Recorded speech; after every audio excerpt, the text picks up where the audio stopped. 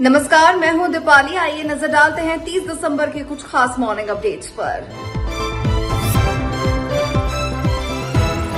बांग्लादेश की पूर्व प्रधानमंत्री खालिदा जिया का हुआ निधन, अस्पताल में ली अंतिम सांसें। बांग्लादेश की पूर्व प्रधानमंत्री खालिदा जिया का 80 साल की उम्र में निधन हो गया। ढाका के एवो केयर अस्पताल में खालिदा जिया का इलाज चल रहा था। उनको 23 नवंबर को भर्ती कराया गया था, जहां 11 दिसंबर को उनको वेंटिलेटर पर शिफ्ट कर दिया गया था। तब से उनकी स्थिति लगातार बिगड़ी हुई थी। खालिदा जिया के निधन को लेकर बीएनपी ने एक्स पर पोस्ट कर जानकारी शेयर की।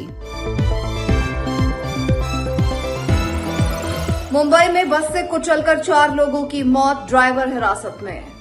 मुंबई के भांडू पश्चिम रेलवे स्टेशन के पास एक बस ने कई राहगीरों को रौंद दिया। इस हादसे में 4 लोगों की मौत हो गई और 14 लोग घायल हुए। हादसे की वजह तंग मोड़ को बताया जा रहा है, जहां यू टर्न लेते समय बस बेकाबू हो गई और फुटपाथ पर कई लोगों को रौंदती चली गई। हादसा बीती रात लगभग 10:05 पर हुआ। स्टेशन के बाहर भारी संख्या में लोग मौजूद थे। विक्रोली डिपो की wait lease electric AC bus से यह हादसा हुआ, जिसे संविदा पर नियुक्त किया ड्राइवर चला रहा था। पुलिस ने 52 वर्षीय संतोष रमेश सावंत को हिरासत में ले लिया है। पांडुप वेस्ट रेलवे स्टेशन के नजदीक एक बस का हादसा हुआ, जिसमें जो पेडेस्ट्रियन थे करीब 13 पेडेस्ट्रियन इसमें इंजर्ड हुए थे। सभी पेडेस्ट्रियंस को हमने हॉस्पिटल में रवाना किया। उसमें से 4 जो पेडेस्ट्रियन है उनकी डेथ हुई है, जिसमें 3 महिलाएं हैं और 1 पुरुष है। 9 जो इंजर्ड है उसमें 8 पुरुष और 1 महिला है। जो बस है वो बस का ड्राइवर पुलिस की हिरासत में है। सर, कोई ड्राइवर के ऊपर कोई संशय है, मतलब कुछ डाउट है कि उसने कुछ नशा वगैरह किया था? अब तक वैसा कुछ सामने नहीं आया। बाकी तहकीकात और इन्वेस्टिगेशन में बाकी बातें क्लियर होंगी। टेक्निकल टीम भी जांच करेगी बस में कोई फॉल्ट? जी बिल्कुल, इसमें बस का मैकेनिकल और टेक्निकल जो इंस्पेक्शन है वो भी होगा। उसके बाद में ही जो एक्चुअली एक्सीडेंट का रियल रीजन है वो पता चल पाएगा। नेता लॉकेट चटर्जी बोले, पश्चिम बंगाल में चल रही मंदिर मस्जिद की प्रतियोगिता। नेता लॉकेट चटर्जी ने कहा, बंगाल में धन प्रदर्शित करने की राजनीति चल रही है, मंदिर मस्जिद की प्रतियोगिता चल रही है, यहाँ विकास नहीं है। पश्चिम बंगाल की हिंदू आबादी ममता बनर्जी का समर्थन नहीं करती। उन्होंने जितनी तुष्टीकरण की राजनीति की है, उसका जवाब उन्हें 2026 में मिलेगा।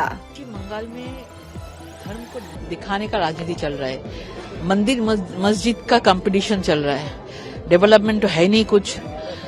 पश्चिम बंगाल में माँ दुर्गा के ऊपर इतना सारा अत्याचार हो रहा है।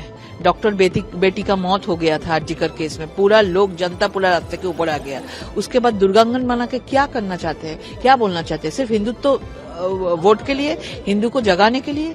कोई भी हिंदू लोग पश्चिम बंगाल का बोलिए अभी ममता बनर्जी को सपोर्ट नहीं देते हैं, क्योंकि उन्होंने जितना उन लोगों के साथ किया है, जो तुष्टीकरण का राजनीति किया है, इसका जवाब 2026 में मिलेगा। तारिक अनवर बोले, अरावली का मुद्दा पुराना, कोर्ट के आदेश से मिलेगी राहत। कांग्रेस सांसद तारिक अनवर ने अरावली पहाड़ियों की परिभाषा वाले आदेश पर सुप्रीम कोर्ट के रोक लगाने पर कहा, अरावली का मुद्दा बहुत पुराना है। समाजवादी संस्थाएं और लोग लगातार इस बात का विरोध कर रहे थे। वो चाहते थे कि इस पर रोक लगे। सुप्रीम कोर्ट ने इसका संज्ञान लिया। मैं समझता हूं कि इससे कुछ राहत मिलेगी, इससे प्रदूषण में भी फर्क पड़ेगा। अरावली का जो इशू है ये बहुत पुराना है और लगातार जो समाज सेवी संस्थाएं हैं, लोग हैं, वो लगातार इस बात का विरोध कर रहे थे और चाहते थे कि इस पर रोक लगे। अब सुप्रीम कोर्ट ने इसका संज्ञान लिया है, तो मैं समझता हूं कि इससे कुछ तो राहत मिलेगी और जो पॉल्यूशन की बात और जो प्रदूषण की बात है उसमें भी फर्क पड़ेगा। पूर्व आईपीएस किरण बेदी ने उन्नाव रेप पीड़िता को बताया बहादुर। पूर्व आईपीएस अधिकारी किरण बेदी ने उन्नाव रेप केस में कुलदीप सेंगर की उम्र कैद की सजा पर रोक लगाने के दिल्ली हाईकोर्ट के फैसले पर सुप्रीम कोर्ट के स्टे लगाने पर कहा, उस फैसले में कई कमियां थी। सबसे बड़ी कमी ये थी कि आप चुने हुए विधायक को लोक सेवक नहीं मान रहे थे। ऐसे फैसले मौजूद थे कि हाँ वो पब्लिक सर्वेंट था, आप भूल गए कि अपराध क्या था। एक नाबालिग लड़की के साथ दुष्कर्म हुआ था जिसकी उम्र 16 साल से कम थी। इसीलिए हमने जनता का गुस्सा देखा। जनता का गुस्सा हमेशा न्याय की मांग करता है। उस जजमेंट में बहुत सारे फ्लॉज थे, और सबसे ज्यादा फ्लॉ ये था कि एक इलेक्टेड एमएलए को आप पब्लिक सर्वेंट नहीं मान रहे, जबकि जजमेंट्स अवेलेबल हैं कि वो पब्लिक सर्वेंट हैं। तो एक टेक्निकल रीजन पर आपने इतना ग्रूसम क्राइम के बाद टेक्निकल रीजन ढूंढ के उसको छोड़ दिया मतलब उसकी सस्पेंशन, उसकी इम्प्रिजनमेंट को सस्पेंड कर दिया टेक्निकल फ्लॉ पे। और साथ में ये भी ढूंढने की कोशिश की कि नहीं, वो 15 साल कुछ महीने की थी तो बालिग नहीं थी। 2 टेक्निकल रीजंस।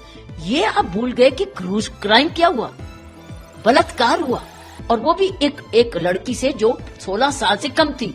ये तो एडमिट कर रहे हैं कि 15 साल 9 महीने की थी, सो 16 साल से कम थी तो बालिग तो थी। और दूसरा टेक्निकली, क्योंकि कानून में, दूसरे कानून में ये पब्लिक सर्वेंट नहीं है। जो व्यक्ति पब्लिक फंड्स ले रहा है, इलेक्शंस लड़ रहा है, कॉन्स्टिट्यूशन पे आप कसम खा रहे हो कि आप जाके पब्लिक ट्रस्ट को, पब्लिक सेवा में जाओगे और आप रेप करते हो और फिर आपको कहला जाता है कि आप पब्लिक सर्वेंट नहीं हो। कानून तो ये कह रहा है कि बैंक एम्प्लॉय भी पब्लिक सर्वेंट है। सो इसका मतलब क्या, ऑनरेबल उस bench of the high court ने ये देखा नहीं कि ऑलरेडी कानून विजिट कर रहे, कानून जजमेंट्स हैं अवेलेबल। सो इसलिए, लेकिन ये भूल गए कि क्राइम क्या हुआ। ये तो नहीं कहा उसने कि क्राइम नहीं किया, क्राइम तो किया, उस क्राइम की सजा मिली है। मॉर्निंग अपडेट में फिलहाल इतना ही। मुझे दीजिए इजाजत। नमस्कार।